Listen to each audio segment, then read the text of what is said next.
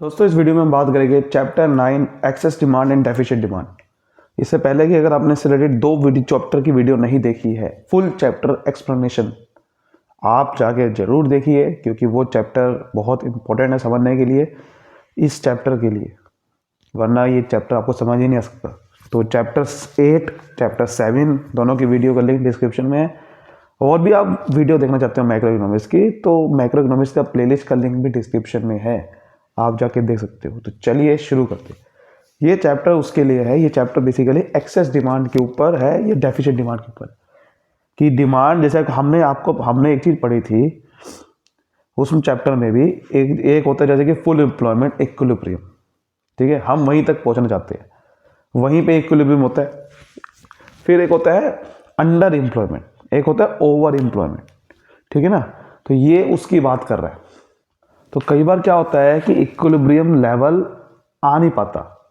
Full employment जो equilibrium होता है ना, फुल एम्प्लॉयमेंट क्या होता है, एक वो दोबारा समझ लो। जैसे कि आपने एडी बनाया, एएस बनाया, तो जहां ये टकरा रहे हैं वहां पर फुल एम्प्लॉयमेंट इक्विलिब्रियम होता है। ये अगर एडी, लेकिन अगर एग्रीगेट डिमांड इतने की बजाय ज़्यादा हो गई तो फिर हमारी एक्सेस डिमांड आ जाएगी, यानी कि लोग ज़्यादा डिमांड कर रहे हैं। और अगर हमारी डिमांड जितनी होनी चाहिए उससे कम आ गई तो उसे क्या बोलेंगे, डेफिशिएंट डिमांड, यानी कि लोग डिमांड कम कर रहे हैं। तो इस चैप्टर में वही करेंगे कि अगर ज़्यादा डिमांड होगी तो उसे ठीक कैसे करें, क्योंकि हम डिमांड को कैसे कम, हम एएस को नहीं बता सकते, ये हमने समझा था, क्योंकि हम शॉर्ट रन इक्विलिब्रियम पे बात करते हैं, हम शॉर्ट रन की बात करते हैं पूरे चैप्टर में। शॉर्ट रन में क्या होता है, प्राइस कांस्टेंट होता है, एएस को नहीं बता सकते। तो एएस आउटपुट हमारे हाथ में नहीं, आउटपुट हम नहीं बता सकते, आउटपुट हम एक लिमिट तक ही बढ़ा सकते हैं, उससे ज़्यादा नहीं। तो फुल एम्प्लॉयमेंट के बाद तो मैं आउटपुट बढ़ा ही नहीं सकता, तो आउटपुट को नहीं बता सकते, तो हम क्या करें कि डिमांड को खाली बदलेंगे। शॉर्ट रन में क्योंकि डिमांड को खाली बदल सकते हैं, तो उसके ऊपर बात करेंगे चैप्टर में। तो देखिए, केनिस के according equilibrium level of employment कब होती है, आपको मैंने भी बता दिया, लेकिन ये क्या कह रहा है कि इक्वल लेवल एम्प्लॉयमेंट हमेशा कभी कभार नहीं होती, मे और मे नॉट एक्सीड और fall short of full employment level. जितनी फुल एम्प्लॉयमेंट लेवल है उससे कई बार इक्वल लेवल ऑफ एम्प्लॉयमेंट नहीं होती, कई बार होती है, कई बार नहीं होती। ठीक है, कई बार ज़्यादा हो जाती है, एक्सीड कर देती है, कई बार छोटी हो जाती है। इक्वल लेवल ऑफ एम्प्लॉयमेंट वहीं आती है जहां पर एडी और एएस टकराते हैं, जो मैं आपको अभी दिखा रहा था, और जहाँ पर एडी और एएस इंटरसेक्ट करते हैं वो फुल एम्प्लॉयमेंट लेवल ही होते हैं।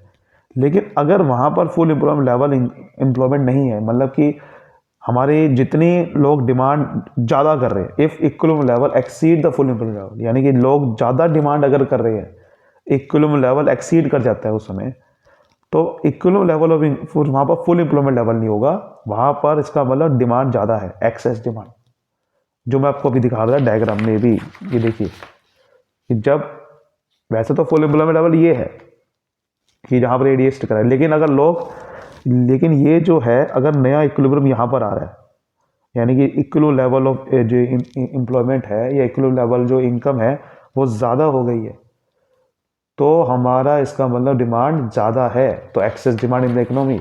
लेकिन अगर वहीं पे इक्विलिब्रियम लेवल छोटा हो गया है फुल एम्प्लॉयमेंट से, तो फुल एम्प्लॉयमेंट यहाँ था, बट अगर एडी कम हुआ तो देखो इक्विलिब्रियम लेवल इनकम यहाँ आ जाएगी, यानी कि लोगों को काम भी कम मिलेगा। तो ये फुल एम्प्लॉयमेंट यहाँ से यहाँ आ गया, तो इसे क्या बोलेंगे, इसका मतलब वहाँ पर फुल एम्प्लॉयमेंट से कम है, तो यानी कि डिमांड कम है, यानी कि deficient demand in the economy.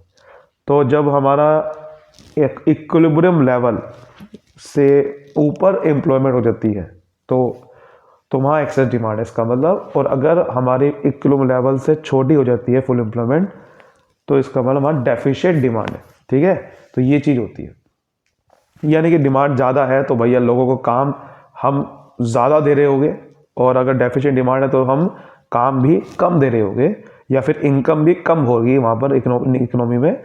अगर डिमांड ज़्यादा है तो इनकम भी ज़्यादा होगी, बट अभी आप समझते कैसे। चलिए अब बात करते हैं हमारी एक्सेस डिमांड। अभी एक्सेस डिमांड क्या होती है, जैसे कि एक ऐसी सिचुएशन अभी हमने बात करी थी कि जब हमारी जो एग्रीगेट डिमांड है इकोनॉमी में वो अगर ज़्यादा हो जाए एग्रीगेट सप्लाई से, यानी कि जब एडी एएस से ज़्यादा हो जाता है, तो हमारे इसका मतलब डिमांड ज़्यादा है, यही तो उसका मतलब है ना, एक्सेस डिमांड का मतलब डिमांड ज़्यादा है सप्लाई से। Corresponding to full improvement level of output, जितना आउटपुट है उससे ज़्यादा डिमांड हो जाए, ये है सारा खेल। यानी कि आउटपुट उतने का उतना ही रहना चाहिए, आउटपुट उतने का उतना ही है, लेकिन डिमांड लोग ज़्यादा कर रहे हैं। अब आप कहोगे कि भैया एएस आउटपुट एक ही बात होती है, बिल्कुल आपकी सब बात सही है कि इसका मतलब यहाँ पर यह है कि लोग डिमांड ज़्यादा कर रहे हैं लेकिन हमारे पास सामान कम है, वही तो सामान एएस कम है, एएस कम है लेकिन डिमांड लोग ज़्यादा कर रहे हैं। मान लो भैया 100 करोड़ का आपका इक्विलिब्रियम आ रहा था एडी और एएस का, लेकिन अब 100 करोड़ की डिमांड की बजाय लोग 200 करोड़ की डिमांड कर रहे हैं, तो आउटपुट कम पड़ गया। और जैसे कि हमने पिछले चैप्टर, मैं इसलिए बता रहा हूँ ये चैप्टर आपको समझ नहीं आएगा अगर आपने पिछला चैप्टर नहीं देखा है मल्टीप्लायर वाला, वो जाके पहले देखिए, क्योंकि मैंने उसमें डिटेल में बता रखा है कि भाई देखिए एएस को नहीं बदल सकते, एएस को नहीं बदल सकते, हम सिर्फ डिमांड को घटा बढ़ा सकते हैं।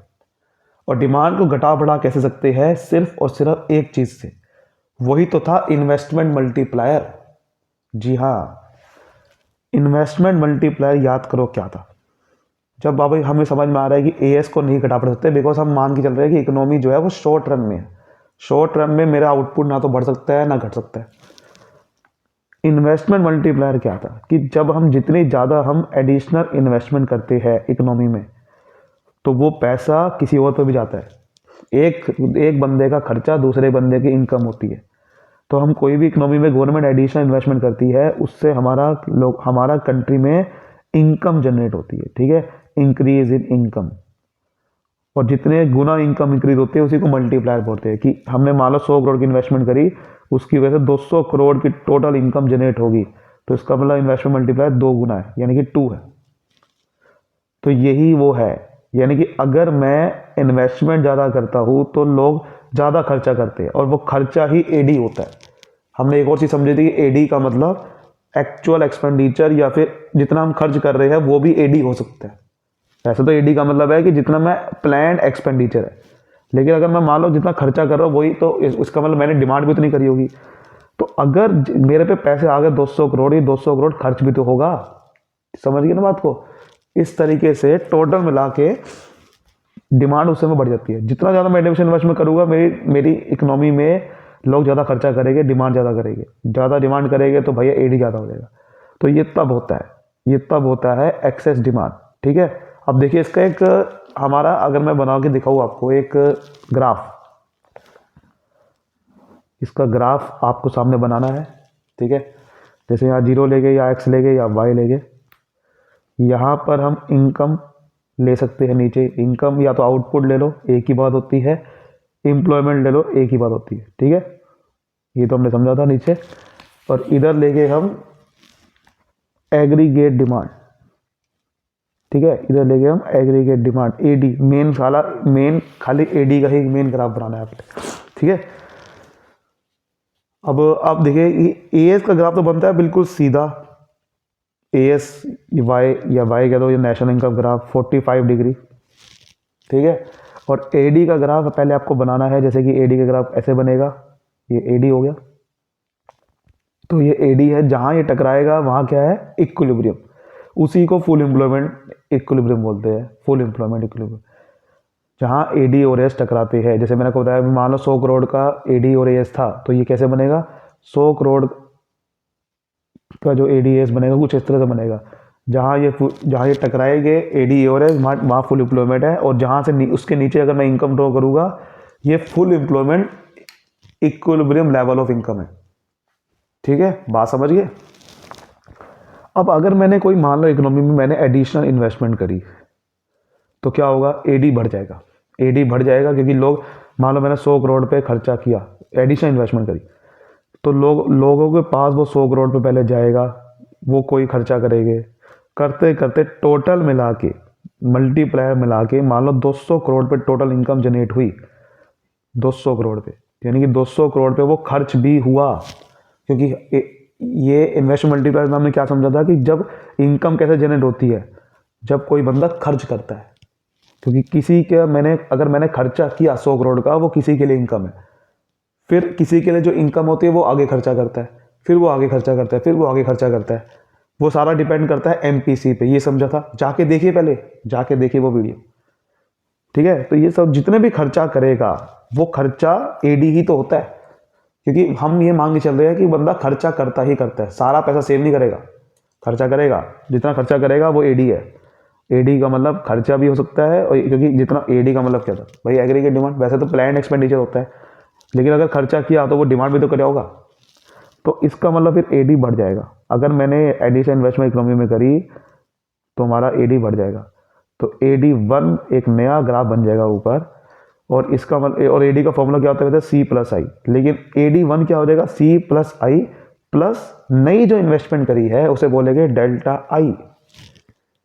डेल्टा आई, डेल्टा आई जब हम एडिशन इन्वेस्टमेंट करते हैं उसकी वजह से एडी बढ़ जाता है। यही तो आपको समझना है। मैं इसलिए पिछला चैप्टर अगर आपने अच्छे से समझा हुआ है तो ये चैप्टर आपके लिए कुछ भी नहीं है।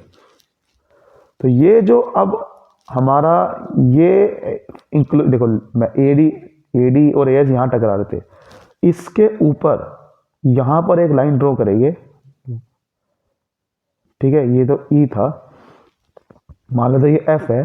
तो ये जो इस लेवल ऑफ इनकम पे ही हमारी अगर लोग डिमांड ज़्यादा कर रहे हैं, क्योंकि एएस तो बढ़ा नहीं सकते, जैसे आउटपुट इतना ही था, आउटपुट मेरे पे इतना ही है, लेकिन इसी लेवल ऑफ, क्योंकि मैंने क्या बताया था कि हम इसको टकरा के हम यहाँ पर ये नहीं बोले कि नया इक्विलिब्रियम लेवल आ गया। क्यों? क्योंकि भैया हम अगर ये बोलेंगे कि क्योंकि ये बेसिकली वैसे तो यहाँ पर इक्वल दिखा रहे हैं, बट इक्वल होगा नहीं। क्योंकि अगर मैं ये कह दूँ कि इक्वल हो गया, क्योंकि भैया आउटपुट नहीं बढ़ा सकते, हमारे पे आउटपुट 100 करोड़ का है तो 100 करोड़ का ही रहेगा। इस वजह से आपको यहाँ पर अभी E1 नहीं बनाना, आउटपुट नहीं बढ़ा सकते, हमें इसी लेवल ऑफ इनकम में हमें दिखाना है। इसका मतलब इक्विलिब्रियम लेवल ऑफ इनकम तो यही रहेगी, आउटपुट यही रहेगा। और हमारा यहाँ पर अब ऊपर डिमांड आ गई है, पहले यहाँ पर डिमांड थी, अब ऊपर आ गई है। इस गैप को बोलेंगे, जो ये गैप आ गया है इसको बोलेंगे हम इन्फ्लेशनरी गैप। क्या बोलेंगे? Inflationary gap. ये जो EF है, इस गैप को बोलेंगे इन्फ्लेशनरी गैप। यानी कि हमारी आउटपुट उतने का उतना है, लेकिन लोग डिमांड ज़्यादा कर रहे हैं, तो वो ऐसी सिचुएशन को बोलती है इन्फ्लेशनरी गैप। समझ गए कि हमने जब एडिशन इन्वेस्टमेंट करते हैं इकोनॉमी में तो हमारी डिमांड बढ़ जाती है, एएस वही का वही है, आउटपुट वही का वही है। अब आउटपुट वही का वही है, तो वो जो गैप पूरा करने के लिए अब हम कुछ करेंगे, लेकिन इसको क्या बोलेंगे वैसे, गैप को इन्फ्लेशनरी गैप। समझ गए? देखिए, उसके बाद इसको डायग्राम ड्रॉ करोगे, सही तरीके से ऐसे करना है आपने, ठीक है। ये ई हो गया फुल एम्प्लॉयमेंट इक्विलिब्रियम, जहाँ पर एडी और एस टकरा रहे थे, income output employment aggregate demand. फिर AD1, क्योंकि अब जब मैंने डेल्टा आई करा, और ये EF आपको ऐसा शो करना है कि ये इन्फ्लेशनरी गैप है। आपको अब ये पूछ सकता है कि भाई एक्सेस डिमांड से क्या होता है? इन्फ्लेशनरी गैप होता है। इन्फ्लेशनरी गैप होता क्या है उसके बारे में लिखा हुआ है कि इन्फ्लेशनरी गैप क्या होता है, ऐसा गैप जहाँ पर AD बढ़ जाता है, AD जो चाहिए था उससे, AD एक्चुअल में ये था लेकिन उससे बढ़ जाता है AD, उस गैप जो उसमें जो गैप आ जाता है वो इन्फ्लेशनरी गैप होता है। इसका नाम कैसे पड़ा वो भी हम समझेंगे अभी। To establish full employment equilibrium, ऐसा AD जो फुल एम्प्लॉयमेंट इक्विलिब्रियम के लिए चाहिए था। जैसे मैंने को बताया कि अगर AD और एस जहाँ इक्वल थे फुल एम्प्लॉयमेंट, वो मान लो 100 करोड़ के थे, यहाँ पर लोगों को काम पूरा मिल रहा था। फुल एम्प्लॉयमेंट इक्विलिब्रियम का मतलब क्या होता है कि लोग जो काम करना चाहते हैं वहाँ पूरा मिल रहा है, ना ज़्यादा ना कम, दैट इज़ फुल एम्प्लॉयमेंट। लेकिन जब AD बेफालतू में बढ़ गया, 100 करोड़ की 200 करोड़ हो गया, ये वहीं का वहीं है, ये वहीं का वहीं है, ये बढ़ गया, यही तो कह रहा है वो। और उसकी वजह से जो गैप आया वो इन्फ्लेशन गैप है। अब आपको भैया, आप बेफालतू में आपने डिमांड बढ़ा दी, अब आप सोच रहे हो कि लोगों को रोजगार भी ज़्यादा मिल जाएगा, ओवर फुल एम्प्लॉयमेंट इक्विलिब्रियम। नहीं, एक्चुअल में नहीं होता। एक्चुअल में क्या होता है, हाँ बना डेफिनेशन बनी हुई है इसकी ओवर फुल एम्प्लॉयमेंट इक्विलिब्रियम की, बट यहाँ पर पॉइंट बनाते नहीं है। एक्चुअल में क्या होगा, डिमांड बढ़ेगी, सप्लाई वहीं की वहीं है। तो मैंने क्या बताया था, जब आपकी कोई चीज़ की डिमांड बढ़ जाती है और सप्लाई वहीं की वहीं है तो सामान की कीमत बढ़ जाती है, यानी कि प्राइसेस इकोनॉमी के अंदर बढ़ जाएंगे एकदम से, क्योंकि लोगों पे पैसा ज़्यादा आ चुका है। डेल्टा आई बढ़ा, पैसा ज़्यादा आया, लोग खर्च कर रहे ज़्यादा, तो क्या होगा, अब लोगों के प्राइसेस की जो गुड्स और सर्विस है उसकी डिमांड बढ़ गई, तो इससे क्या होगा, प्राइसेस बढ़ जाएगी। और जैसे ही प्राइसेस बढ़ जाएगी हमारी इकोनॉमी के अंदर, तो इसका मतलब महंगाई आ गई। महंगाई को क्या बोलते हैं? इन्फ्लेशन। जी हाँ, यानी कि हमारी इकोनॉमी में एक बहुत बड़ा प्रेशर आ जाएगा, वो उसको बोलेंगे इन्फ्लेशनरी प्रेशर। यानी कि लोग ज़्यादा डिमांड कर रहे हैं अब गुड्स की, सर्विसेज की, तो इसका मतलब हमारी इकोनॉमी के अंदर बहुत बड़ा एक इन्फ्लेशनरी प्रेशर आ गया, और वो गैप आ गया, उसको क्या बोलेंगे? Inflationary gap. जितना बड़ा इन्फ्लेशनरी गैप, इतना बड़ा हमारे इकोनॉमी में इन्फ्लेशनरी प्रेशर, उतना बड़ा महंगाई का प्रेशर आ गया। यानी कि जितना ज़्यादा इन्फ्लेशनरी गैप होगा, उतना ज़्यादा लोगों की डिमांड बढ़ गई। इसका मतलब इतना ज़्यादा लोग, हमारे इकोनॉमी में प्राइसेस बढ़ने वाले हैं।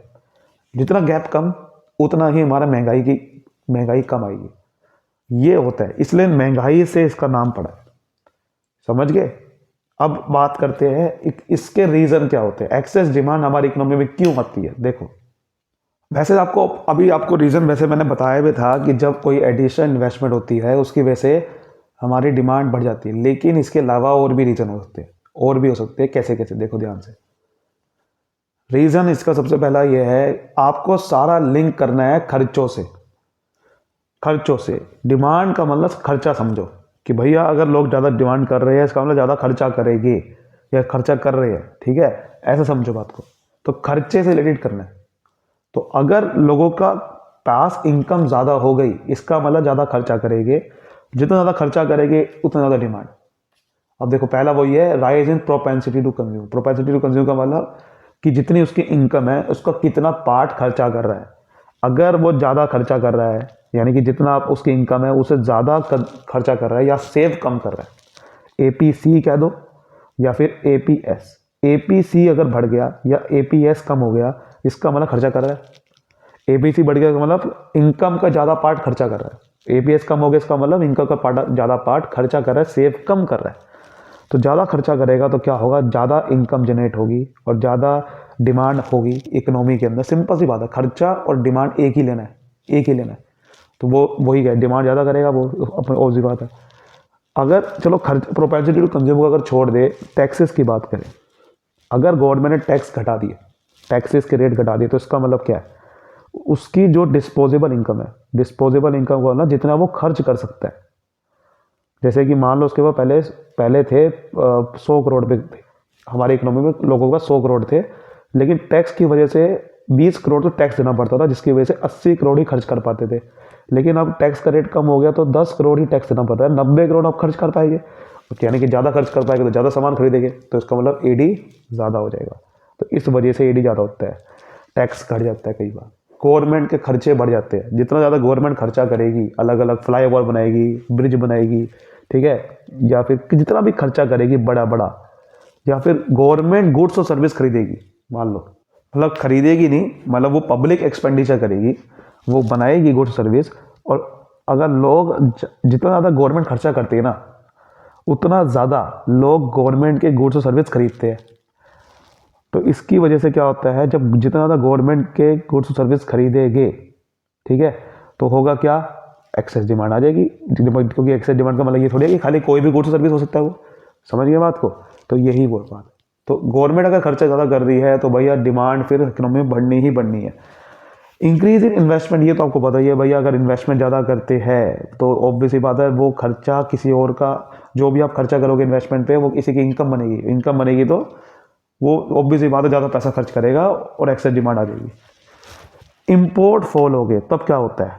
देखो, इम्पोर्ट अगर फॉल हो गए, इम्पोर्ट कब पैसे फॉल होते हैं? जैसे कि अगर बाहर के प्राइसेस हमारे कम हो गए, मान लो मेरे डॉलर का रेट कम हो गया, तो मुझे अब डॉलर सस्ता पड़ रहा है हमारी इकोनॉमी को, तो होगा क्या?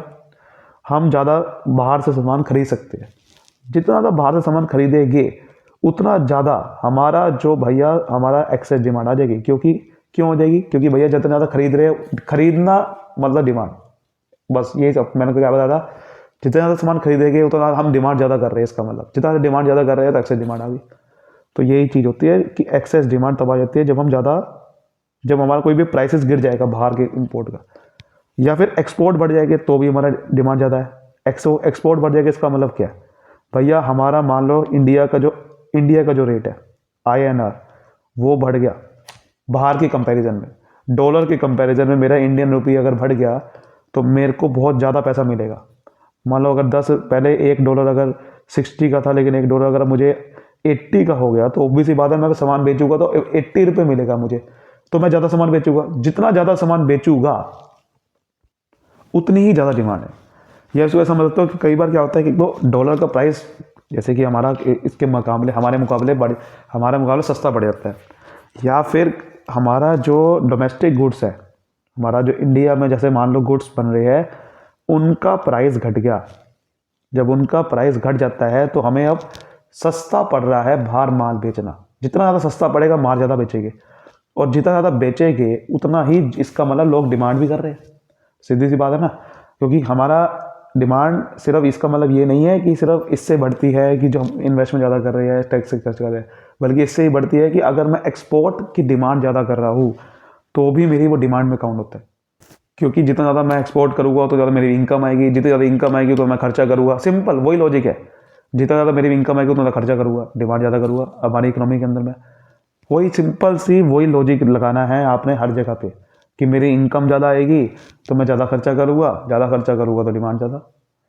ठीक है। Deficit financing, last deficit financing क्या होता है कि हमारा ये वही चीज़ होती है कि बेसिकली जब हमारा मनी सप्लाई हमारी इकोनॉमी बढ़ जाता है, जैसे हमारा जब मनी सप्लाई हमारी इकोनॉमी बढ़ जाता है तो हम उसको पूरा करने के लिए कई बार हम ज़्यादा करेंसी प्रिंट करनी स्टार्ट कर देते हैं हमारी इकोनॉमी के अंदर।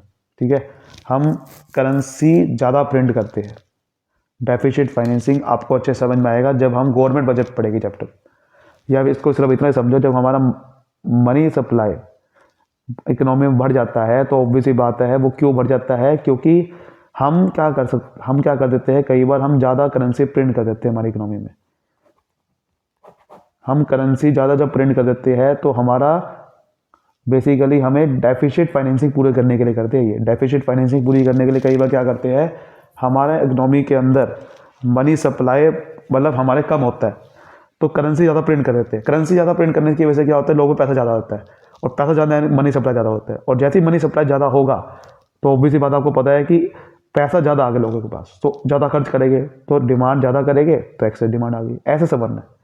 तो एक्सेस डिमांड कब आ जाती है, कई बार डेफिसिट फाइनेंसिंग पूरे करने के लिए कई बार आरबीआई करेंसी ज़्यादा प्रिंट कर देती है, उसकी वजह से मनी सप्लाई ज़्यादा आ जाता है, और मनी सप्लाई ज़्यादा आ गया तो डिमांड ज़्यादा होनी है। तो ये सब चीज़ें हैं, उम्मीद करते हो यहाँ तक समझ में आया होगा। चलिए अब बात करते हैं हमारे इम्पैक्ट की, कि एक्सेस डिमांड की वजह से हमारी इकोनॉमी में क्या इम्पैक्ट आता है। तो 3 इम्पैक्ट हो सकते हैं, आउटपुट पे, एम्प्लॉयमेंट पे और जनरल प्राइस लेवल पे। तो मैं आपको पहले ही बता रहा था कि भाई देखो इस डायग्राम के थ्रू देखो, जब ये डायग्राम आप बना रहे थे तो आपने देखा कि हमने कोई नया इक्विलिब्रियम नहीं बनाया, आउटपुट वही का वही है, एम पे ही है, आउटपुट नहीं बढ़ा कुछ भी, हमने सिर्फ डिमांड बढ़ी है हमारी इकोनॉमी के अंदर, आउटपुट वही का वही है। तो क्या मुझे बताओ आउटपुट कोई इफेक्ट पड़ेगा? हम क्या बात करते हैं, हम शॉर्ट रन की बात करते हैं ना। तो शॉर्ट रन में हमने क्या समझा था कि भाई आउटपुट को नहीं बढ़ा सकते, हाँ लॉन्ग रन में बढ़ा सकते हैं, बट हम इकोनॉमी को हम मान के चलते हैं हम शॉर्ट रन में ऑपरेट कर रहे हैं। तो शॉर्ट रन में आउटपुट पे कोई इफेक्ट नहीं पड़ता, ये does not effect the output, यही तो आपको समझना है। कोई आउटपुट इफेक्ट नहीं करता, क्योंकि हम आउटपुट को एक लिमिट तक बढ़ा सकते हैं, शॉर्ट रन में हमारे पास आउटपुट को बढ़ा नहीं सकते। ठीक है, हमारी इकोनॉमी पहले से ही फुल एम्प्लॉयमेंट लेवल पे चल रही है, इससे ज़्यादा बढ़ा ही नहीं सकते आउटपुट को, इसलिए हम आउटपुट पे कोई इफेक्ट नहीं पड़ता, भले डिमांड ज़्यादा होती रहे, हमारे पे है ही नहीं इतना आउटपुट, कैसे बढ़ा लेगी। ठीक है, तो बिकॉज इकोनॉमी, यहाँ देखिए because economy is already eight full employment level, क्योंकि पहले से वो फुल एम्प्लॉयमेंट लेवल पे जब है, उससे ऊपर डिमांड वो कर रहे हैं, तो मैं आउटपुट कैसे बढ़ा दूंगा? उससे ज़्यादा आउटपुट बढ़ा नहीं सकता मैं, पहले से फुल एम्प्लॉयमेंट लेवल पे है हम। अगर हम बात करें एम्प्लॉयमेंट पे, तो क्या हमारी एम्प्लॉयमेंट बढ़ जाएगी? मुझे एक चीज़ बताओ, जब मैं आउटपुट ही नहीं बढ़ा रहा तो एम्प्लॉयमेंट कैसे बढ़ जाएगी? एम्प्लॉयमेंट और आउटपुट तो मैंने एक ही लेके चल रखा ना, जब आउटपुट बढ़ाएंगे तो ही एम्प्लॉयमेंट बढ़ेगी, ये हमने मान के चल रखा है, क्योंकि हमने एक ही में ले रखा है इनकम आउटपुट एम्प्लॉयमेंट। तो जब अगर मैं ये पॉइंट यहाँ बनाता, यानी कि आउटपुट बढ़ा देता, तब तो एम्प्लॉयमेंट बढ़ती, लेकिन जब मैं आउटपुट ही नहीं बढ़ा रहा तो लोगों को काम कैसे दूंगा? लोगों को एम्प्लॉयमेंट ज़्यादा दे दूंगा क्या? ज़्यादा तब दूंगा ना जब आउटपुट बढ़ा हुआ, नहीं हो सकता, क्योंकि हम पहले से फुल एम्प्लॉयमेंट पे है। तो यहाँ लिखना है नो चेंज। जब आउटपुट ही नहीं बढ़ा रहा तो काम कैसे दूंगा लोगों को, तो no change in the level of employment, क्योंकि इसमें जब हम पहले से फुल एम्प्लॉयमेंट पे है तो इससे ज़्यादा हम काम दे भी नहीं सकते किसी को। सो यहाँ लिखना वही, as the economy is already operating at full employment level. ठीक है, कोई भी हमारे सबको रोजगार पहले से जब मिल रहा है, लेकिन जनरल प्राइस लेवल की बात करें तो हाँ, इस पे तो इफेक्ट पड़ेगा, इस पे पड़ेगा। क्योंकि भैया जैसे मैंने आपको बताया कि जब डिमांड ज़्यादा हो जाती है, डिमांड ज़्यादा हो गई सप्लाई से, तो प्राइसेस बढ़ जाएंगे। उसी को तो इन्फ्लेशनरी प्रेशर बोलते हैं, यानी कि हमारे इकोनॉमी में इन्फ्लेशन आ जाएगा, यही तो है। तो ये तो भैया बढ़ेगा, ये तो बढ़ेगा general price level. General price level का मतलब वही इन्फ्लेशन की बात कर रहा है। ठीक है, तो यानी कि एक्सेस डिमांड की वजह से हमारा इकोनॉमी के अंदर जनरल प्राइस लेवल बढ़ जाएगा, यानी कि इन्फ्लेशन आ जाएगा, इन्फ्लेशन आ जाएगा, इन्फ्लेशन आ जाएगा। यही आपको समझना है। यहाँ तक समझ में आ गया। अब नेक्स्ट डेफिसिट डिमांड है, वो बिल्कुल उल्टा है इसके। तो देखो क्या होता है वो। देखिए एक्सेस डिमांड तो हमने समझा था कि भाई जब डिमांड ज़्यादा है सप्लाई से, उस corresponding level of full employment वहाँ से। ठीक है, जैसे कि हमने ये बनाया था कि भाई डिमांड ज़्यादा है सप्लाई से, यहाँ जितनी होनी चाहिए थी उससे, जितना आउटपुट हमारा था, जितना हमारा इक्विलिब्रियम लेवल ऑफ आउटपुट था उससे, यहाँ पर क्या बोलेंगे कि हमारी डिमांड कम है सप्लाई से, जहाँ पर होनी चाहिए थी उससे। यही तो बात कर रहे हैं। इट रेफर्स टू सिचुएशन जहाँ पर एग्रीगेट डिमांड एग्रीगेट सप्लाई से कम है, कोरस्पोंडिंग टू किससे, फुल एम्प्लॉयमेंट लेवल। जहाँ पर फुल एम्प्लॉयमेंट लेवल जहाँ पर होनी चाहिए थी, जहाँ पर डिमांड जितनी होनी चाहिए थी उससे कम है, तो उसको क्या बोलेंगे। जब वही चीज़ है ना, जैसे कि मान लो AD और AS बराबर था 100 करोड़ पे, लेकिन यहाँ पर 100 करोड़ की डिमांड होनी चाहिए थी, क्योंकि आउटपुट क्या था उस समय, कॉरस्पॉन्डिंग लेवल आउटपुट क्या था, 100 करोड़। लेकिन 100 करोड़ की जगह 80 करोड़ लोग डिमांड करने लग गए, इस बार कम होगी, तो उसको क्या बोलेंगे, डेफिशिएंट डिमांड। और वहाँ पर बोल रहे थे इन्फ्लेशनरी प्रेशर, कि भैया इसकी वजह से हमारा इन्फ्लेशनरी प्रेशर आता है, यहाँ बोलेंगे इसकी वजह से डिफ्लेशनरी प्रेशर आता है, डिफ्लेशनरी गैप आता है। वहाँ बोल रहे थे इन्फ्लेशनरी गैप, यहाँ बोलेंगे डिफ्लेशनरी गैप। यहाँ पर हमारी इकोनॉमी में डिफ्लेशनरी गैप क्या होता है, ऐसा गैप जहाँ पर एग्रीगेट डिमांड कम है, एग्रीगेट उस डिमांड से जितनी चाहिए थी, जितना full employment level of equilibrium पे डिमांड होनी चाहिए थी उससे कम आ गई। वहाँ पर ज़्यादा बोल रहे थे, यहाँ कम आ गई। अब देखिए इसका ग्राफ बड़ा इंटरेस्टिंग है, जो पहले वाले से अलग है। कैसे, अब मेरी बात ध्यान समझिए। इनकम आउटपुट एम्प्लॉयमेंट वाली एग्रीगेट है डिमांड, ये आपका जारी है भाई AS की लाइन है ना, इनकम की। AD यहाँ था तो E यहाँ पर है, तो फुल एम्प्लॉयमेंट इक्विलिब्रियम यहाँ था जहाँ टकरा रहे थे। वहाँ से मैंने एक लाइन ड्रॉ करी तो M आ गया, इक्विलिब्रियम लेवल ऑफ आउटपुट या इनकम कह दो या जो भी कह दो आप, M आ गया यहाँ पर। ठीक है, फिर आपने AD को कम किया, क्योंकि भैया एक्स डेफिसिट डिमांड क्या था कि जितनी डिमांड होनी चाहिए थी उससे कम है, तो आपने नई लाइन ड्रॉ करी। AD को फॉर्मूला C+I था, लेकिन जब हम बात करते हैं वहाँ पर C+I, जब हम एक्सेस डिमांड की बात करते हैं तो C+I पर प्लस लिख रहा था डेल्टा I, क्योंकि इन्वेस्टमेंट जब डेल्टा I यानी कि एडिशनल इन्वेस्टमेंट बढ़ती है तो डिमांड बढ़ती है। लेकिन यहाँ पर क्या लिखेंगे, माइनस डेल्टा I, क्योंकि इस बार क्या है, इस बार आपकी डेफिसिट डिमांड है, यानी कि डिमांड कम कैसे होगी, यानी कि इन्वेस्टमेंट कम करी होगी। पहले ज़्यादा करी थी तो प्लस लिख रहा था, कम करी होगी तो माइनस लिखूंगा। समझ गए, यानी कि पैसा कम आया लोगों के पास इस बार, माइनस डेल्टा I। तो E से G पॉइंट आ रहा है इस बार नीचे, यहीं से आपको एक लाइन ड्रॉ करके यहाँ पर दूसरी, जब नीचे डिमांड पहुँच गई तो यहाँ पर क्या बोलूँगा मैं, ये जो गैप बन गया अपने यहाँ E से G तक डिमांड जो कम होगी वो क्या बोलूँगा, डिफ्लेशनरी गैप। पहले आगे ऊपर आ रहा था गैप, अब नीचे आ रहा है। लेकिन इस बार मैं जो AD और S जहाँ नया टकरा रही है वहाँ मैं पॉइंट ड्रॉ करूँगा, पहले नहीं कर रहा था, क्योंकि पहले मैंने क्या बताया था, आउटपुट उस हिसाब से नहीं बढ़ा सकते हैं, तो इसका मतलब इक्वल नहीं आ सकते वो। लेकिन यहाँ पर इक्वल आ सकते हैं, क्योंकि कम तो कर सकता हूँ ना, आउटपुट बढ़ा नहीं सकता, कम तो कर सकता हूँ। कम हो जाएगा तो अंडर एम्प्लॉयमेंट इक्विलिब्रियम आ जाएगा। अंडर एम्प्लॉयमेंट इक्विलिब्रियम भी यहाँ पर आता है। ये है समझने वाली बात कि अगर AD AS 100 करोड़ पे थे पहले फुल एम्प्लॉयमेंट में, अगर एडी हो गया मान लो 80 करोड़, तो भैया इसका मतलब मेरा 80 करोड़ का तो सामान है ना मेरे पास, तो 80 करोड़ का बेचूंगा इस बार, तो भैया इक्वल आ सकता है। मैं इस बार आउटपुट कम कर दूंगा, आउटपुट 20 करोड़ से कम कर दूंगा, और जब आउटपुट कम करूंगा तो भैया एम्प्लॉयमेंट भी कम हो जाएगा, तो से बोलेंगे अंडर एम्प्लॉयमेंट इक्विलिब्रियम। यहाँ पर लोगों को काम कम मिलेगा क्योंकि मैंने आउटपुट कम कर दिया, तो इसका मतलब अंडर एम्प्लॉयमेंट आ सकता है, ओवर नहीं आ सकता। ओवर के लिए मैं पॉइंट ड्रॉ नहीं कर रहा था, नया इक्विलिब्रियम नहीं बना रहा था, क्योंकि आउटपुट बढ़ा नहीं सकते लेकिन कम कर सकते हैं, समझ गए। तो ये है इस ग्राफ में डिफरेंस।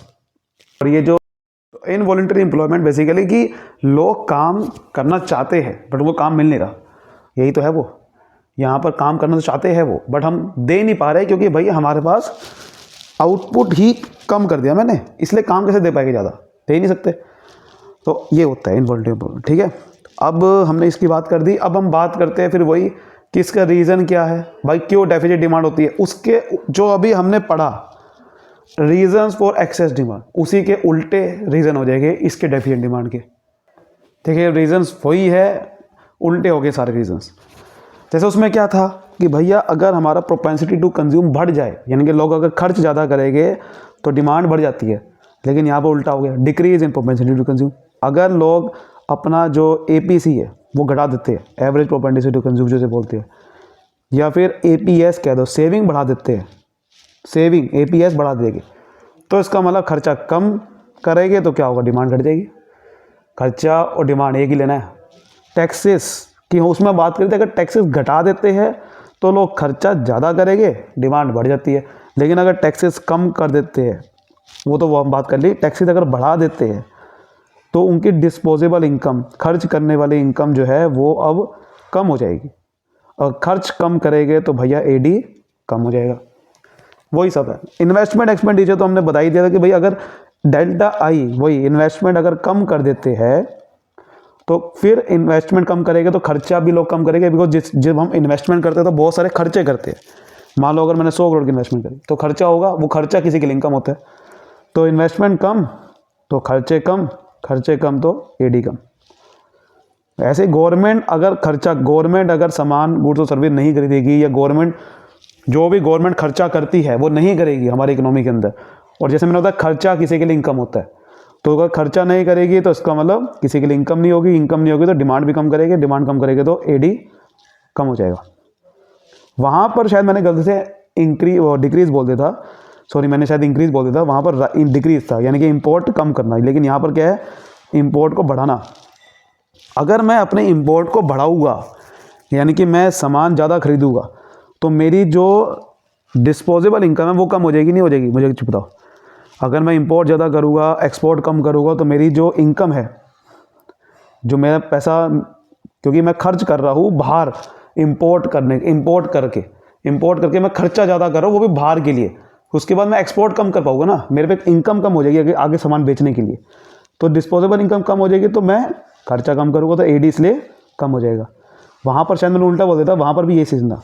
एक्सपोर्ट में क्या होता है कि जब मैं ज़्यादा अगर एक्सपोर्ट नहीं करूँगा तो इसका मतलब इनकम, एक्सपोर्ट नहीं करूँगा तो पैसा नहीं आएगा मेरे पास, और पैसा नहीं आएगा तो वही चीज़ है, खर्च भी कम करूँगा तो AD कम हो जाएगा, समझ गए। तो ये चीज़ होती है। फिर हम वही बात करते हैं भैया इम्पैक्ट और डेफिसिट डिमांड। अभी हमने इम्पैक्ट ऑफ एक्सेस डिमांड की बात करी थी कि 3 चीज़ों पर इम्पैक्ट होता है। अब हम वही समझेंगे कि क्या इस पर आउटपुट पर इफेक्ट होता है। तो देखिए आउटपुट पर इफेक्ट होता है या नहीं होता, मुझे एक चीज़ बताओ। बिल्कुल होता है। जैसे मैंने आपको भी बताया था कि भैया हमारा एक नया इक्विलिब्रियम आ जाएगा नीचे, क्योंकि अगर डिमांड कम होगी तो आउटपुट घटा सकते हैं, बढ़ा नहीं सकते, घटा तो सकते हैं, तो घटा सकते हैं। हम क्या करेंगे अपना, क्योंकि डिमांड के इक्वल लाने के लिए मैं आउटपुट घटा दूंगा।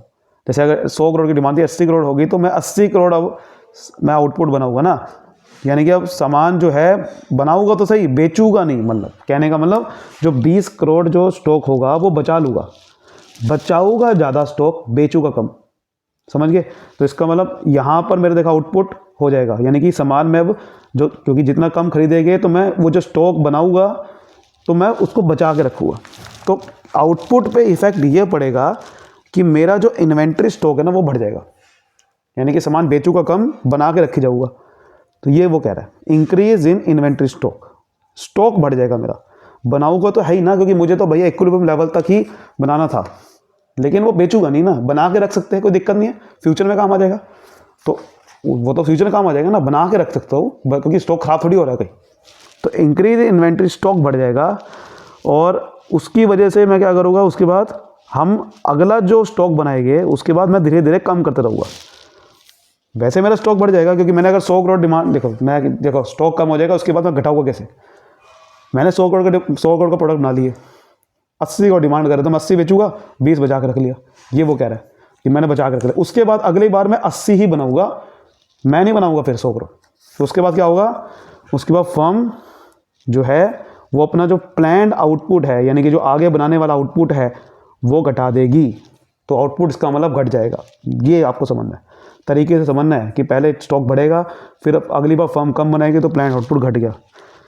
एम्प्लॉयमेंट का इफेक्ट मैंने आपको बताया था, एम्प्लॉयमेंट इफेक्ट पड़ता है, क्योंकि देखो अंडर एम्प्लॉयमेंट इक्विलिब्रियम आ जाता है, इन अनएम्प्लॉयमेंट पे इफेक्ट पड़े, इनवॉलंटरी अनएम्प्लॉयमेंट जनरेट हो जाएगी अब यहाँ पर, क्योंकि एम्प्लॉयमेंट अब कम कर देंगे, तो इसलिए एम्प्लॉयमेंट पे इफेक्ट पड़ता है। इसकी वजह से कौन सी अनएम्प्लॉयमेंट आती है, इनवॉलंटरी अनएम्प्लॉयमेंट, यानी कि जो लोग काम करना चाहते हैं उनको काम मिलेगा नहीं, क्योंकि भैया हमने स्टॉक प्रोडक्शन ही घटा देंगे।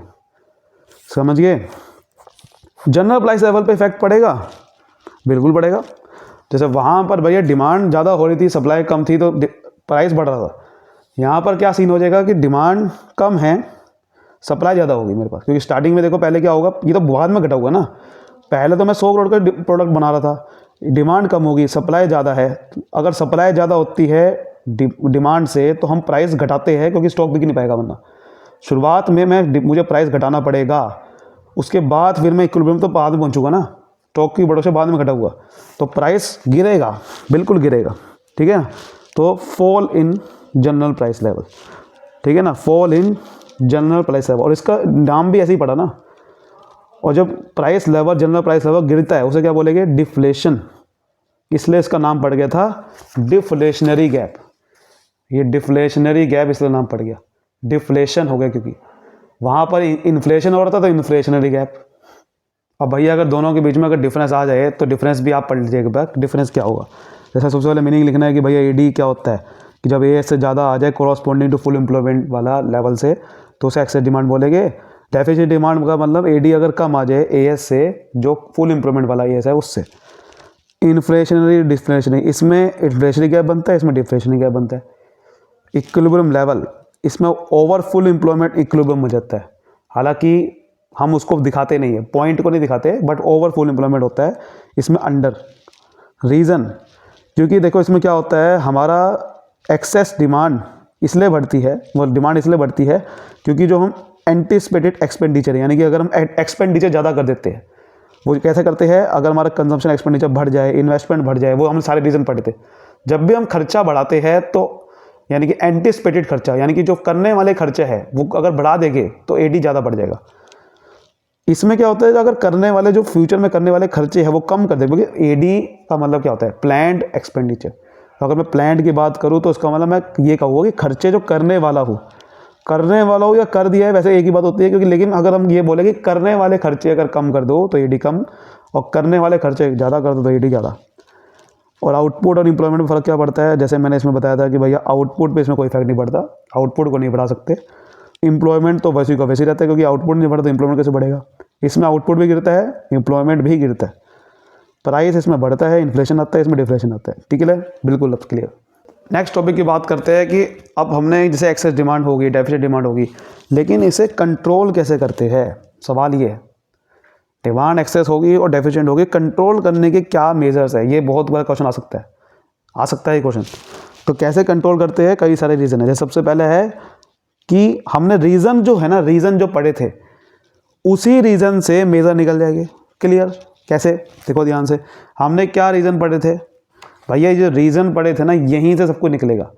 जैसे हमने पढ़ा था कि गवर्नमेंट के खर्चे अगर कम कर देगी तो भाई डेफिसिट डिमांड होता है, गवर्नमेंट खर्चे ज़्यादा करेगी तो एक्सेस डिमांड होती है। तो इसका मतलब अगर मैं गवर्नमेंट के खर्चे बदल दूँ, गवर्नमेंट अपने खर्चे बदल दे, तो हम एक्सेस डिमांड को भी ठीक कर सकते हैं, डेफिसिट को भी।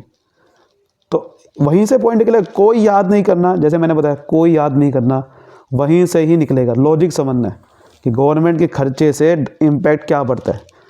ज़्यादा करेगी तो क्या पड़ेगा, कम करेगी तो कम पड़ेगा। मैंने क्या बताया था, गवर्नमेंट खर्चा करती है। खर्चा क्या करती है, जैसे गवर्नमेंट का ये जो खर्चे होते हैं ना, ये बहुत एक पॉलिसी होती है उनकी, जैसे फिस्कल पॉलिसी उसे कहते हैं। ये आगे आप पढ़ोगे गवर्नमेंट बजट चैप्टर में। फिस्कल पॉलिसी बेसिकली एक एक्सपेंडिचर पॉलिसी होती है कि गवर्नमेंट आने वाले इस साल में कितना खर्चा है। जैसे बजट आता है भाई गवर्नमेंट का, कि गवर्नमेंट आने वाले इस साल में कितना बड़ा खर्चा करने वाली है, कैसे कैसे खर्चा करेगी। जैसे कि गवर्नमेंट खर्चा कैसे करती है भैया, रोड्स बनाती है, फ्लाईओवर बनाती है, ठीक है, बिल्डिंग बनाती है, रेलवे लाइन बनाती है, पता नहीं क्या क्या बनाती है। जो खर्चा करेगी, मैंने क्या बताया, जो खर्चा करती है तो वो किसी के लिए इनकम होता है। ये रोड बनाने के लिए हज़ारों चीज़ें लगेगी, रॉ मटेरियल लगेगा, लेबर लगेगी, उन पे पैसा देगी नहीं देगी, तो उन पे पैसा आएगा नहीं आएगा। ये खर्चा करेगी तो हज़ारों करोड़ का, वो किसी 1000 करोड़ के लिए इनकम भी है। फॉर एग्जाम्पल गवर्नमेंट 1000 करोड़ खर्चा कर रही है तो वो 1000 करोड़ किसी के लिए इनकम भी बनेगा, और इनकम बनेगा तो एडी जब बढ़ेगा नहीं, आने वाले दिनों में खर्चा करेंगे। तो अगर आपको डेफिसिट डिमांड को ठीक करना है, अब ध्यान सुनना, तो खर्चे बढ़ा दो, क्योंकि जितना ज़्यादा खर्चे बढ़ाएंगे तो क्या होगा, वो किसी के लिए इनकम बढ़ेगा और धीरे धीरे वो एडी बढ़ाएगी, अपना डिमांड बढ़ाएगी, और डिमांड बढ़ाएगी तो ये जो डेफिसिट डिमांड की सिचुएशन थी वो दूर हो जाएगी, वो धीरे धीरे ऊपर आ जाएगी और फुल एम्प्लॉयमेंट तक पहुंच जाएगी हम दोबारा से। और अगर आपको एक्सेस डिमांड को ठीक करना है, अगर यानी कि डिमांड बहुत ज़्यादा है इकोनॉमी में, तो गवर्नमेंट क्या करेगी, अपना खर्चा ही सारा कम कर देगी, जिसकी वजह से क्या होगा, एडी भी कम हो जाएगा और एक्सेस डिमांड जो थी इकोनॉमी में कम हो जाएगी। समझ आ गई बात? ऐसे समझना है, कुछ नहीं करना, सिंपल लॉजिक के थ्रू समझना है। जैसे अगले रीज़न क्या थे, जैसे कि टैक्सेस वाला देखते, इसके अंदर पढ़ा था, उसमें पढ़ा था टैक्सेस की वजह से, टैक्सेस अगर बढ़ गए तो उनकी डिस्पोजेबल इनकम घट जाती है, एडी भी घट जाता है। टैक्सेस घट गए तो डिस्पोजेबल इनकम बढ़ जाती है, एक्सेस डिमांड आ जाती है। तो टैक्सेस की पॉलिसी अगर बदल दूँ तो भैया एडी में इफेक्ट पड़ेगा नहीं पड़ेगा? बिल्कुल पड़ेगा। तो ये जो टैक्सेस वाला होता है ना सिस्टम, ये टैक्स आपको पता है कि गवर्नमेंट का मेन रेवेन्यू है, एक सोर्स ऑफ रेवेन्यू है, मेन सोर्स ऑफ रेवेन्यू है। टैक्सेस से ही गवर्नमेंट पैसा कमाती है इकोनॉमी में। ये भी फिस्कल पॉलिसी का पार्ट है, ठीक है। फिस्कल पॉलिसी में क्या होता है, खर्चे भी होते हैं, इनकम भी होती है, हालांकि इसको रेवेन्यू पॉलिसी बोल सकता हूँ मैं। फिस्कल पॉलिसी में ही एक्सपेंडिचर पॉलिसी भी होती है, उसमें रेवेन्यू पॉलिसी भी होती है। तो अगर गवर्नमेंट जो अलग अलग रेवेन्यू कमाती है, टैक्स से कमाती है, अलग अलग टैक्सेस होते हैं, डायरेक्ट टैक्स होता है, ये पढ़ोगे गवर्नमेंट बजट चैप्टर में। डायरेक्ट टैक्स होता है, इनडायरेक्ट टैक्स होता है, जैसे इनकम टैक्स हो गया डायरेक्ट टैक्स, जीएसटी हो गया इनडायरेक्ट टैक्स। अगर जैसे इनकम टैक्स से कई बार गवर्नमेंट रेट बदल देती है, क्योंकि भैया उसका पार्ट है ना। अगर गवर्नमेंट ने टैक्स के रेट बढ़ा दिए, सपोज करो टैक्स के रेट बढ़ा दिए, तो क्या होगा, गवर्नमेंट पैसा ज़्यादा लेगी, पैसा ज़्यादा लेगी लोगों से, तो क्या होगा, लोगों पे पैसा कम हो जाएगा। डिस्पोजेबल जो इनकम है, खर्च करने वाली इनकम, वो कम हो जाएगी, तो एडी कम हो जाएगा। यानी कि अगर एक्सेस डिमांड को कंट्रोल करना है, घटाना है, तो मैं क्या करूँगा, टैक्स बढ़ा दूंगा, टैक्स बढ़ा दूंगा। अगर एक्सेस डिमांड को कंट्रोल करना है, जो कि मैं आपका करूँगा, टैक्स बढ़ा दूंगा, तो टैक्स जैसे ही बढ़ाऊंगा तो एडी कम हो जाएगा। लेकिन अगर मुझे डेफिसिट डिमांड को ठीक करना है, गवर्नमेंट मतलब डिमांड कम है इकोनॉमी के अंदर, तो मैं टैक्स के रेट घटा दूंगा, जिससे लोगों के पास पैसा ज़्यादा रहे, हमें पैसा टैक्स के रूप में कम दे, तो पैसा ज़्यादा रहेगा तो डिस्पोजेबल इनकम बढ़ जाएगी, तो एडी भी बढ़ जाएगा। ऐसे कंट्रोल करती है कि डेफिसिट डिमांड को ठीक करना है, चलो भाई टैक्स कम कर दो, एक्सेस डिमांड को ठीक करना है, टैक्स बढ़ा दो, ठीक है। अगला है मनी सप्लाई को आप कंट्रोल कर लो, बहुत इंपॉर्टेंट।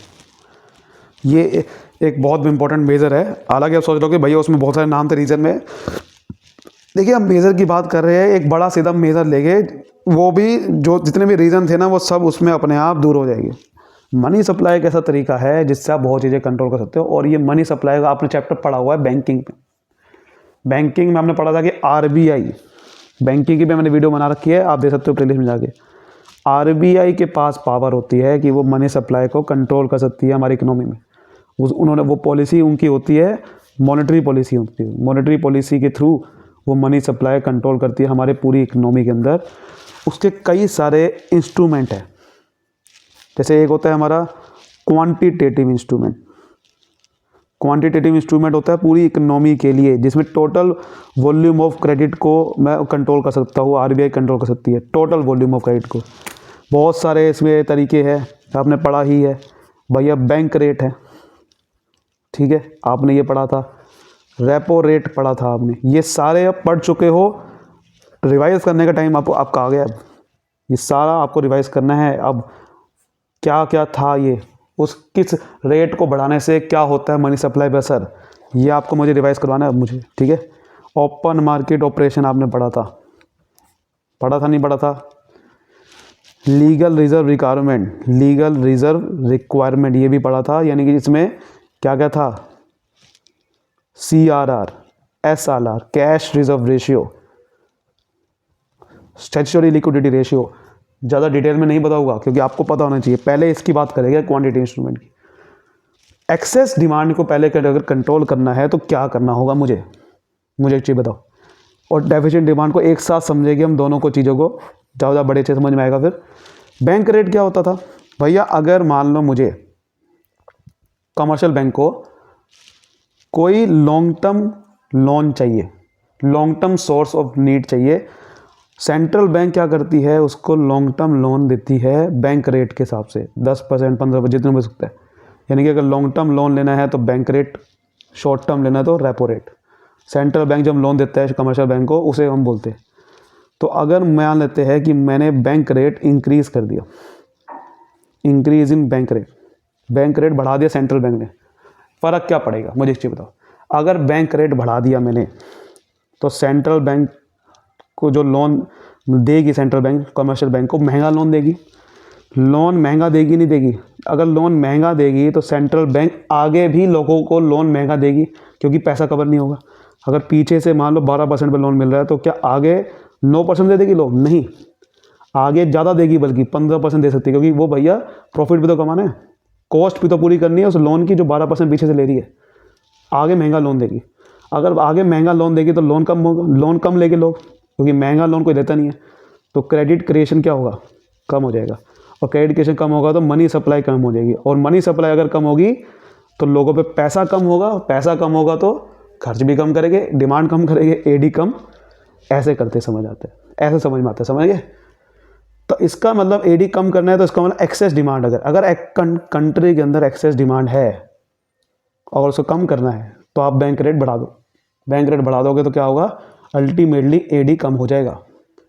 और अगर उल्टा कंट्री में डेफिसिट डिमांड है तो क्या करो, इसको घटा दो। घटा दोगे तो क्या होगा, सस्ता लोन मिलेगा।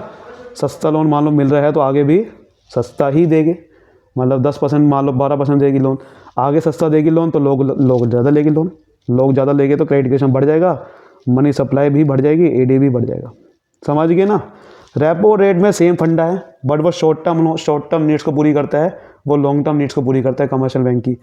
तो रेपो रेट भी वही सिस्टम है कि अगर बढ़ा दिया, वही चीज़ है कि भैया बढ़ा दिया तो क्रेडिट क्रिएशन कम होगा, क्योंकि सेंट्रल बैंक कमर्शियल बैंक आगे भी लोगों को ज़्यादा महंगा लोन देगी। सेम प्रोसीजर है जो ये था। रिवर्स रेपो रेट उल्टा होता है कि जब कमर्शियल बैंक अपना एक्सेस सरप्लस फंड्स आरबीआई के पास, सेंट्रल बैंक के पास सेव करके रखती है, उस पर जो इंटरेस्ट मिलता है वो रिवर्स रेपो रेट होता है। तो अगर मेरा सेंट्रल बैंक ने ये रेट बढ़ा दिया, सपोज करो कि मुझे अगर सेविंग अकाउंट में ज़्यादा इंटरेस्ट मिलेगा तो मैं ज़्यादा पैसा रखूँगा नहीं रखूँगा।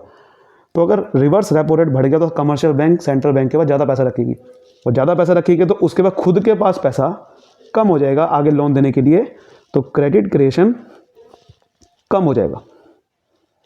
क्लियर। तो क्रेडिट क्रिएशन कम हो जाएगा तो मनी सप्लाई कम, मनी सप्लाई कम तो एडी भी कम। ऐसे ही अगर डेफिसिट डिमांड को अगर दूर करना है तो ये जो रेट है रिवर्स रेपो रेट वो घटा दो, तो कमर्शियल बैंक सरप्लस फंड कम जमा करेगी, कम जमा करेगी तो उसके बाद पैसा ज़्यादा बचेगा क्रेडिट देने के लिए, आगे ज़्यादा देगी तो मनी सप्लाई ज़्यादा और एडी ज़्यादा। समझ गए, ऐसे करते हैं। ऐसे ही अगर आज हम ओपन मार्केट ऑपरेशन, याद करो क्या था, अगर ओपन मार्केट ऑपरेशन क्या था कि sale and purchase of securities. अगर आरबीआई जब परचेज करती है, सेल करती है सिक्योरिटी कमर्शियल बैंक से और कमर्शियल बैंक को, उसे बोलते थे।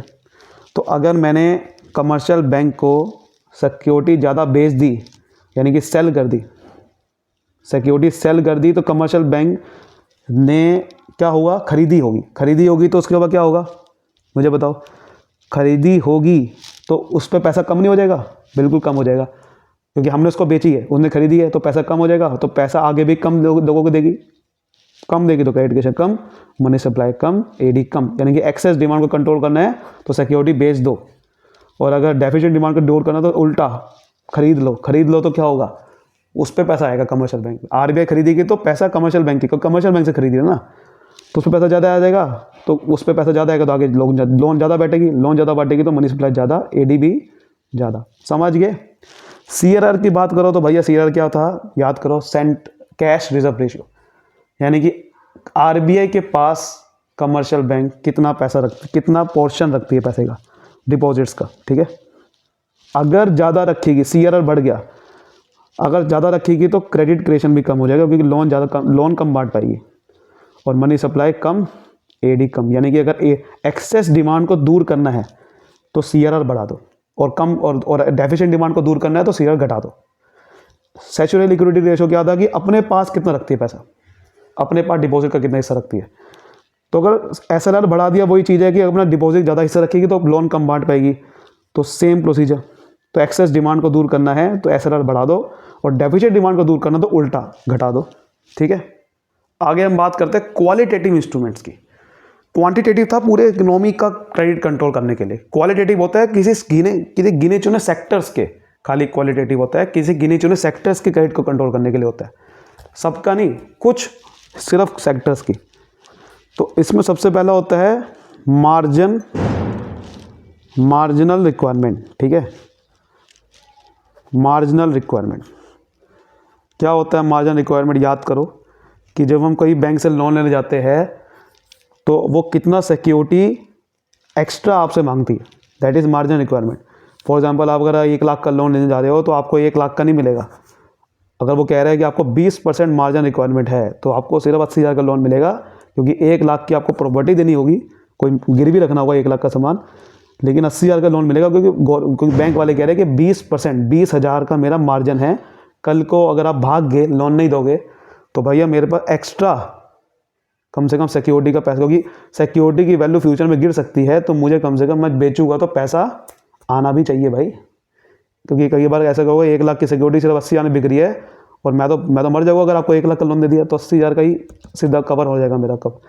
तो मार्जिन रिक्वायरमेंट अगर आरबीआई ने बढ़ा दी, इंक्रीज़ कर दी, अगर आरबीआई ने मार्जिन रिक्वायरमेंट इंक्रीज़ कर दी तो ऑब्वियस बात आप देख सकते हो लोन कम बांटेगा, और कमर्शियल बैंक लोन कम बांट सकता है। क्योंकि अगर मैं कह रहा हूँ मार्जिन रिक्वायरमेंट है, मान लेते हैं 40% की, तो 40 सिर्फ 60 बस, तो 40,000 तो भैया आपको एक्स्ट्रा सिक्योरिटी देनी पड़ेगी और लोन 60,000 का ही मिलेगा। तो क्रेडिट क्रिएशन, इसका कहने का मतलब कम हो जाएगा, क्योंकि लोन कम दे पाएगी।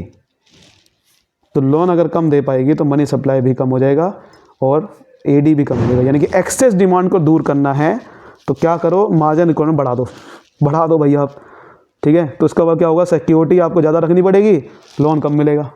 और अगर घटा दिया तो आपको फिर अगर जितनी आपकी प्रॉपर्टी है उतना ही लगभग लोन मिल सकता है। अगर मार्जिन रिक्वायरमेंट सिर्फ 5% है तो लोन आपको ज़्यादा मिलेगा, यानी घटा दे तो क्या होगा, ज़्यादा मिलेगा, तो क्रेडिट क्रिएशन हमारी इकोनॉमी में बढ़ जाएगा, और बढ़ जाएगा तो मनी सप्लाई बढ़ जाएगी, तो यानी कि डेफिशिएंट डिमांड दूर हो जाएगी। तो डेफिशिएंट डिमांड को दूर करने के लिए घटा दो, एक्सेस डिमांड दूर करना है तो बढ़ा दो। क्लियर? ऐसे समझना होता है। उसके बाद आपने अगला पढ़ा था भैया मोरल सुएशन। मोरल सुएशन क्या था कि बेसिकली एक आरबीआई क्या करता है, सेंट्रल बैंक को परसुएड करता है, बेसिकली उनके साथ डिस्कस करता है, अपनी पॉलिसी बताता है, रिक्वेस्ट करता है कि भाई हमने जो रूल्स रेगुलेशन बना रखे हैं उसको फॉलो करो, है ना, उनको फॉलो करो। कोई पनिशमेंट नहीं देता, लेकिन बेसिकली मोरल सुएशन क्या होता है, उनको बताता है खाली कि भैया आपको जो है हमारी पॉलिसी के साथ चलना है। आरबीआई बताता है ये बात। तो अगर आपके सेंट्रल बैंक एक्सेस डिमांड है मान लो इकोनॉमी में, तो सेंट्रल बैंक क्या करेगा, सेंट्रल बैंक आपको ये एडवाइस देगा, मोरल सुएशन का मतलब आपको एडवाइस देगा, रिक्वेस्ट करेगा, परसुएड करेगा, मनाएगा आपको। तो सेंट्रल बैंक एडवाइजेस या रिक्वेस्ट कह सकता हूँ मैं, या परसुएड कह सकता हूँ, आपको मनाएगा किस तरह से कि आप क्रेडिट कम बांटो, persuade not to advance credit, सभी के लिए नहीं, क्योंकि हम क्या पढ़ रहे हैं, क्वालिटेटिव इंस्ट्रूमेंट, तो कुछ सेक्टर के लिए कह सकता है to advance credit not to advance credit for non essential activity, या फिर कोई फालतू के कामों के लिए आप क्रेडिट ना दो। फालतू की चीज़ों के लिए आप क्रेडिट ना दो। अगर कोई एक्टिविटी ऐसी है कि भैया जो मान लो कोई पैसा ले रहे हैं सिर्फ सट्टे लगाने के लिए कुछ भी, तो ऐसे एक्टिविटी के लिए आप क्या करो, ना दो क्रेडिट। ना दो तो क्या होगा, मनी सप्लाई कम हो जाएगी। मनी सप्लाई कम तो एडीबी कम। और अगर उल्टा है, आपको डेफिसिट डिमांड है, तो सेंट्रल बैंक क्या कहेगा, 2 क्रेडिट, नोट की जगह पर आ जाएगा 2 क्रेडिट। 2 तो क्या होगा, मनी सप्लाई बढ़ जाएगा तो एडी बढ़ेगा, सिंपल। अगला है selective credit control. Selective credit control, कुछ सेलेक्टिव यानी कि कुछ सेक्टर्स के लिए आप क्रेडिट कंट्रोल जो आप करते हो, इसे हम रेशनिंग ऑफ क्रेडिट बोलते हैं, ठीक है। क्रेडिट रेशनिंग भी बोलते हैं इसे, रेशनिंग ऑफ क्रेडिट। सिर्फ कुछ सेक्टर के लिए जो कहते हो, यानी कि सेंट्रल बैंक क्या करता है, आपको कमर्शियल बैंक को एडवाइस डायरेक्शन देता है कि भैया इन सेक्टर को क्रेडिट ना दो या दो। तो अगर ये कह रहा है सेंट्रल बैंक ये कह रहा है कि भैया नॉट टू गिव क्रेडिट, वो कह रहा है कि नॉट टू, ठीक है। एक एक्सेस डिमांड की सिचुएशन है, द गवर्नमेंट वो कह रहा है कि आप जो है यहाँ पर not to give excessive credit, ज़्यादा क्रेडिट ना दो, ज़्यादा उधार ना दो, ठीक है। ज़्यादा उधार ना दो कुछ पर्टिकुलर सेक्टर के लिए, ठीक है। पर्टिकुलर सेक्टर्स, सेक्टर कह दो या पर्टिकुलर एक्टिविटी, उनके लिए अगर कह देता है कि भैया यहाँ पर आप, क्योंकि मान लो कोई आपको लग रहा है कि सर्विस सेक्टर में बहुत ज़्यादा एक्सेस डिमांड है, तो उसको कंट्रोल करना, तो क्या करोगे, वहाँ कह देगा भाई उसको क्रेडिट ना दो। उससे क्या होगा, वहाँ पर मनी सप्लाई कम हो जाएगी तो एडी भी कम हो जाएगा। लेकिन आपको लगता है कि कहीं पे क्रेडिट की जरूरत है, मान लो एग्रीकल्चर सेक्टर में क्रेडिट की बहुत ज़रूरत है, तो क्या करेगा, आरबीआई कहेगा कि भैया उस सेक्टर को ज़्यादा क्रेडिट दो, उससे वहाँ पर डेफिसिट डिमांड हो जाएगी। तो ये मैंने आपको जो बताया, ये लगभग पूरा चैप्टर ही यहाँ पर ख़त्म हो चुका है। बुक में कैसे दे रखा है अब मैं आपको दिखाता हूँ। देखिए बुक में आपको ऐसे दे रखा है, measure to control excess demand deficit. पहले आपको सिर्फ ना 3 आपको सिर्फ बताया, क्योंकि 3 ही मेजर है basically main, change in government spending, change in taxes, change in money supply वाला। तो ये सब पहले इन्होंने खाली बता रखा है। अभी ये खाली बताया इसके अंदर कि एक्सेस, पहले अगर आपसे खाली पूछे कि मेजर है कौन कौन से, तो आपको ये जवाब देने हैं। लेकिन अगर आपसे खाली पूछता है डिटेल में खाली एक्सेस डिमांड के मेजर बताओ, तो क्या करना है, तो आपको ऐसे लिखना है कि measure to control excess demand, कि जो मैंने आप 3 पॉइंट थे, जो हर एक में मैंने उसमें बताया कि एक्सेस डिमांड को कैसे कंट्रोल करते हैं, तो खाली उसमें सिर्फ एक्सेस डिमांड को कंट्रोल करने का मेजर बताना है कि गवर्नमेंट स्पेंडिंग जो मैंने बताया था घटा देंगे, उससे एक्सेस डिमांड कंट्रोल होगी। खाली घटाने की बात करनी है, बढ़ाने की बात नहीं करनी उसमें, खाली उसमें घटाने की बात करेंगे। टैक्सेस मैंने कहा था बढ़ा देते हैं, तो पॉइंट सिर्फ इंक्रीज इन टैक्स लिखना है। ऐसे ही मनी सप्लाई को डिक्रीज़ करना है, तो डिक्रीज़ करने के लिए कई सारे इंस्ट्रूमेंट थे, तो वो सारे इंस्ट्रूमेंट में खाली वही चीज़ लिखनी है जो एक्सेस डिमांड कंट्रोल करते। जैसे बैंक रेट बढ़ा देंगे, रेपो रेट बढ़ा देंगे, उसके बारे में ही खाली लिखना है, सिर्फ ये चीज़ करनी है। मैंने आपको हर पॉइंट के 2-2 चीज़ हिस्से बताए थे कि बैंक रेट को बढ़ाएंगे तो एक्सेस डिमांड कंट्रोल होगी, घटाने की बात नहीं करनी इसमें, खाली सिर्फ बढ़ाने की बात करनी है।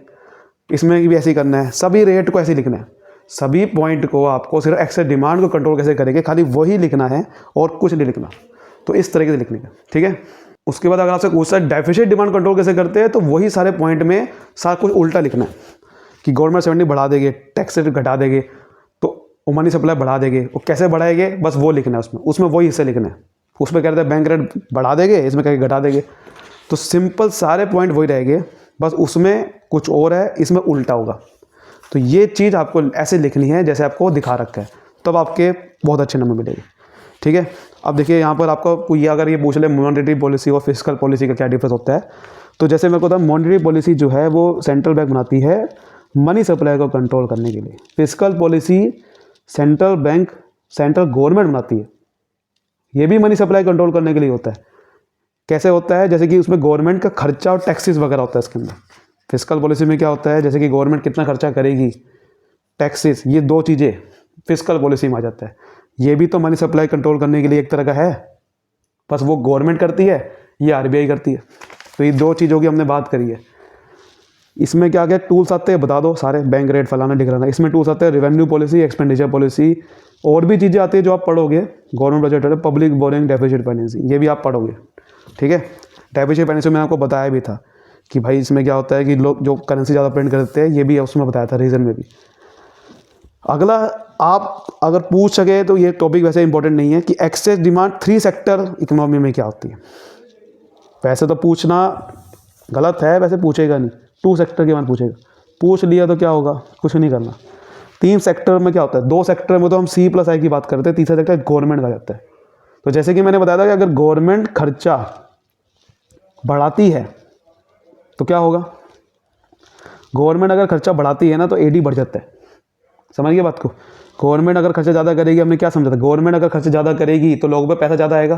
किसी का खर्चा किसी के लिए इनकम होता है, और किसी का खर्चा किसी के लिए इनकम होता है तो क्या होगा, ऑब्वियस ही बात है भैया, AD बढ़ जाएगा। तो यही आपको बताना है कि भैया अगर गवर्नमेंट खर्चा कांस्टेंट कर रही है तो वही आएगा, ठीक है ना।